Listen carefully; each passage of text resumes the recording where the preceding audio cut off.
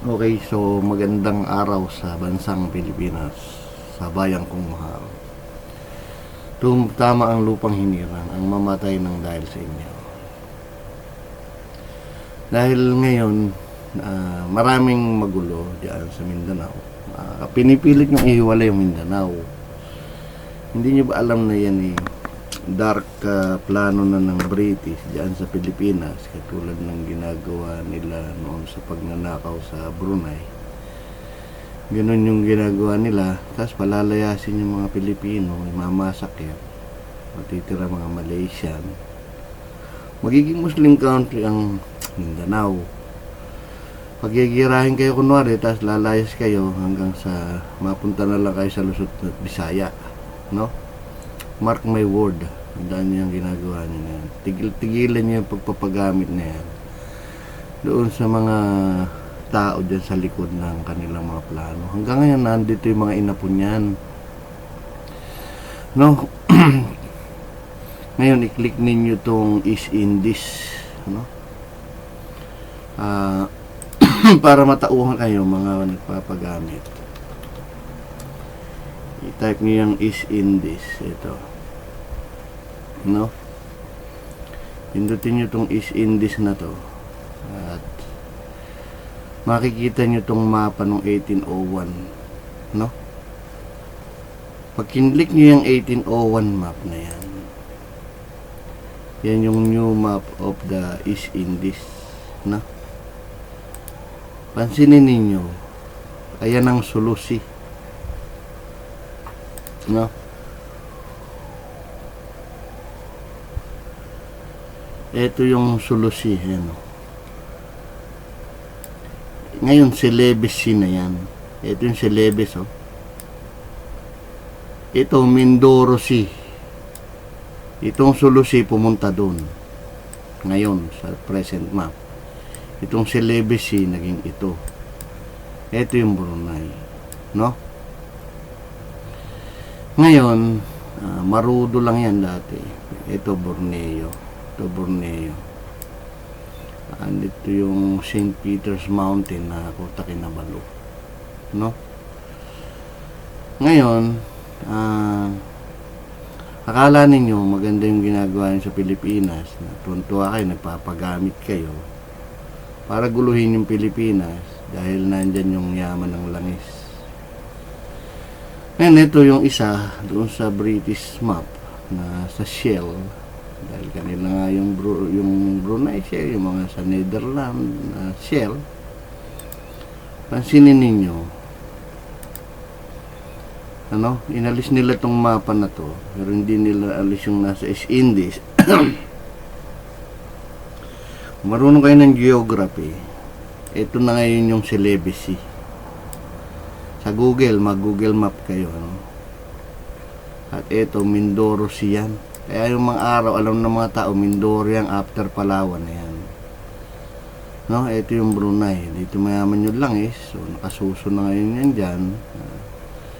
Ano? At gumagawa sila ng paraan para maging kanila yung Pilipinas, no? Kung mapapansin nyo, ayan yung Celebes. Ayan sa ilalim, oh. Ha? I-zoom natin. Sulusi yan, andito yung Celebes, i-download nyo. Ayan, no? Celebes, no? Linaw, ayan yung Celebes, oh, sa ilalim.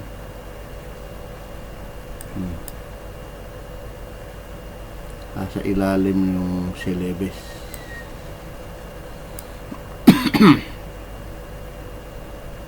O, yan yung Celebes, oh, sa ilalim, no?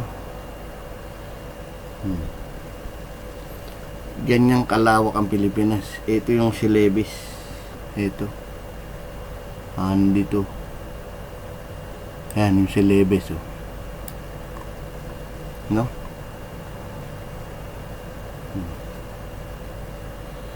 Ngayon, kayong mga nasa Philippine government, maawa naman kayo sa buhay nyo. Akala nyo maganda yung ginagawa nyo. Imamasakir lang din kayo pagdating ng araw dyan. Palalayasin kayo. Papasok din yung Malaysian dyan. Magmo-Muslim country lahat yan. No? At yung ginawa na sa Brunei. Saka doon sa Kota Kinabalu. Nagmasakir ng mga Pilipino. Then, Malaysian daw doon ngayon. Ayan, yung Sulusi. Mga duling. Di ba? Mga duling nga. Kaya, duling siguro nga kayo lahat. No? Ngayon, punta kayo dito sa website ko, armandecastro.wordpress.com. Pwede ho paki-review nyo to, yung list of North Borneo, no? Makikita niya kung sino-sino mga ginamit na tao nung araw, no? Pansinin ninyo yan, no? Celebes na ngayon to. Ang dating celebes ay eto sa ilalim. Ayan yung celebes, layo. Itong Sulu, naging doon pinataas. Itong Mindoro, lumipat after Palawan. Kaya nagtataka mo ng matatanda nung araw, bakit yung Mindoro, doon na napunta. No? Sana naman na mabigyan pansin ito ng gobyerno. Yung itong sinasabi ko, na nung nagamit sila kay Ram, ayan yung 1874 map. Pansinin niyo yan. Ito yung Sultanate of Sulu. Nabago na nila, naging Sulusi na yun. Alam niyo mga gumagawa ng mapa nung araw. No? Ayan, si Legacy. Napalitan na nila nung 1874. Pero ito, Sultanate of Sulu nakalagay. Sultanate of Sulu. So, tama si Amina Rasul. They are under siege and as help in his relative, the Sultan of Sulu. Kasi ito pala Sultanate of Sulu nung araw. Nadaya na nila to, nailipat na, 1874 na no? Ngayon, ayan yung mapa ng North Borneo. Ayan, tingnan nyo, Sultanate of Sulu yan. Sultanate of Sulu. Sa Philippine government naman to na mga map, mga history. Ayan territory of the Sultan of Sulu. Brunei yan. No? Kasi makikita nyo yan, sila Alfred Dent, sila Overbeck, ayan sila Overbeck, tapos si Dent. Makikita nyo itong si Alfred Dent, type nyo yan, si Alfred Dent, Alfred Dent. Makikita nyo yung nagplano na to, no, ayan, nagawa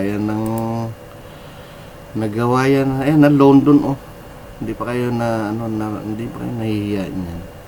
Kinukontrol na kayo ng British, kontrolado niya lahat yung Muslim. Army niya yan magkakatulong na sila mga Muslim yan. Panloloko sa inyo. Para may hari kunwari. Kontrolin nila. Ayan nag-create yan ng sindikato. Ayan nag-create ng syndicate yan. Si Gustav Overbeck. Si Rutherford Alcock nagtira ng Japan. Yan, pagkiklik nyo na lahat yan. Sila Bidulph Martin, no? Ito yung sinasabi kanina na si Dent and Overbeck. Sila yan. Kaya dapat alam nyo kung sino yung nagkukontrol sa inyo dyan sa Pilipinas. Alam naman ninyo yan Pero kakawawaan nyo lang Pilipino pagdating ng araw, no? Kaya sinabi ni Rasul yan. Reviewin nyo itong mabuti, Philippine government. At makikita nyo nung paano si Kiram nagamit. Naging anak na siya Jamalul Alamuan ito. Si Muhammad Pulalon Kiram, naging anak yan. Tapos si Jamalul Alamuan, naging anak. Tapos, yun na. Yun yung hari ng Brunei na napakahaba ng pangalan. Pero Kiram lang pala siya, no? So, kontrolado sila ng British hanggang ngayon. No? Kaya may mga Gurkha doon para talian sila sa leeg. No? So, paki-review nyo ho itong mabuti. At sana maintindihan nyo mabuti yung mga ginagawa nyo sa Pinas. Yan po yung mga hint, ano? Makikita nyo ng mga litrato rito nila Kawi, ando sa ilalim eh. Bagal lang to eh. Bagal yung load natin, no?